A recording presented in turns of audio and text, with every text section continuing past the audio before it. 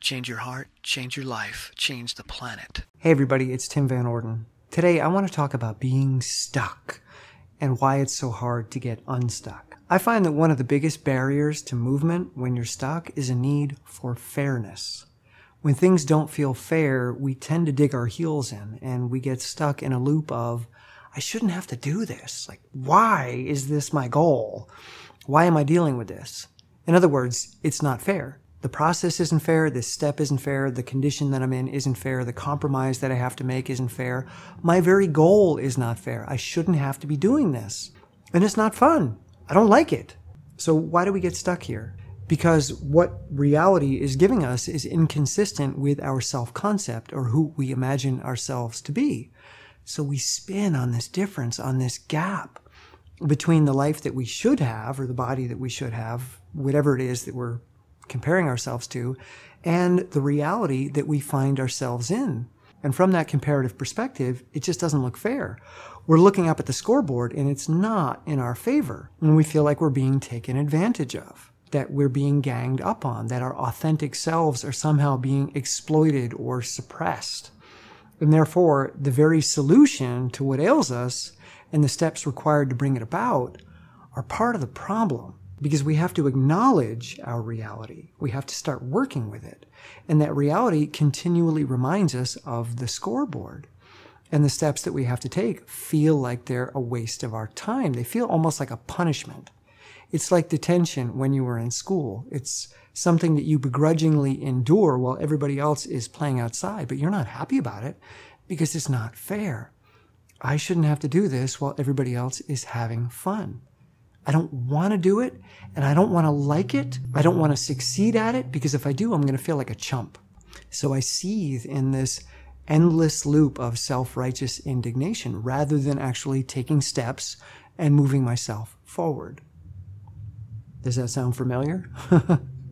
So what do? What's the solution? How do we get over this feeling of unfairness and actually allow ourselves to move into the space of choosing what is, working with what we've got, rather than resenting it and fighting it, fighting the processes and the steps and the perspectives that are actually going to lead us to a better life? I think that one of the biggest challenges is that our brains are wired to punish. They're wired to look for errors and then punish either ourselves or others. They love retribution, even when it hurts us more than it hurts others. Our brains are built to seek justice regardless of the cost. So what I teach people is that you have this tendency, and inside of this tendency, you're going to be in this virtual abstract narrative where your brain is just going over and over this story. And we believe that we are this singular hero in this story, good or bad. And we fail to see our variability in this perspective. We fail to see that we contain multitudes of attitudes and aptitudes. Our brain is a lot like a house that has many different rooms in it. And each one of the rooms in the house serves a different purpose, and it encourages different behaviors. Like, you wouldn't go to the bathroom in your kitchen. It just wouldn't be a good idea. And there's nothing in the kitchen that suggests that it would be a good idea. It's the same in our head. We have these different rooms. We have these different regions in the brain, and we can move from room to room. But when life feels unfair, we get stuck in one room and we lock ourselves in there and we refuse to come out because nobody gets us. Nobody sees our plight. Nobody takes us seriously. Nobody respects us. It's just not fair and it's not acceptable. So we rail against it. We lock ourselves away in this virtual narrative space where the whole world is out to get us, or our body is out to get us, or we're just useless. And we keep simulating the unfairness of the world on that inner stage. And we forget that it's just a show. It's just one room in our house. It's the entertainment room. One network in the brain. And that anytime we want, we can open that door, turn off the movie, and walk out into another room, into another brain network, and therefore into another state of being, into another perspective. But first, we have to turn the movie off. We have to let go. We have to forgive the world and ourselves for not meeting our expectations, for not living up to our ideals or realizing our dreams. And that's not easy, especially if you haven't realized that you are not the narrative. You're not the story. You're not one person locked in one room. There are many aspects to your being. You have many characters living in your house, in your head, and there are many different roles that you can play in your life. And in these moments of retributive self-sabotage, there's one role that I find really, really helpful, and that is the caretaker role.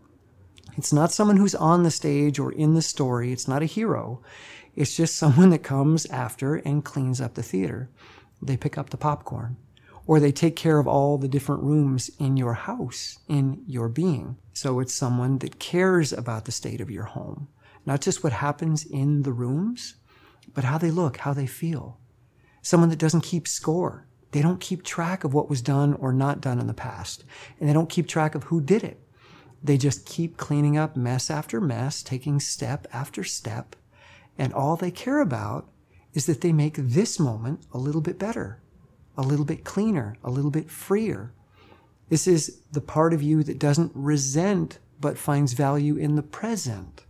Someone who simply sees that there's a task that needs to be done and they have a desire to do it and to do it well. It's not someone that measures, but simply someone who takes pleasure and looks for treasure and that which seems really trivial and unfair to the other parts of us that are suffering. So this is a character in you that gladly accepts the role they've been given. They don't resent it. They don't say it's unfair. They don't look at how many times they've been assigned this position. They just do it. They don't keep track. They keep you on track. They're not someone that looks down on you, but instead someone that looks down for you at the steps that need to be taken. And that person is a part of you. And you just need to get in the practice of knocking on their door, waking them up, and then seeing the world through their eyes rather than through your eye, your identity, your tragic hero that nobody gets. All right. I hope there's some value there for you. Let me know in the comments below if you've dealt with something like this. I know many of you have. And if you like this video, give it a thumbs up. If you like this channel, subscribe. Click the bell to make sure you get the updates. And if you want to keep this channel healthy, come on over to Patreon. It doesn't take much, $1 or $2 a month, and you keep me in this conversation. All right? Greatly, greatly appreciative. Thanks. Bye.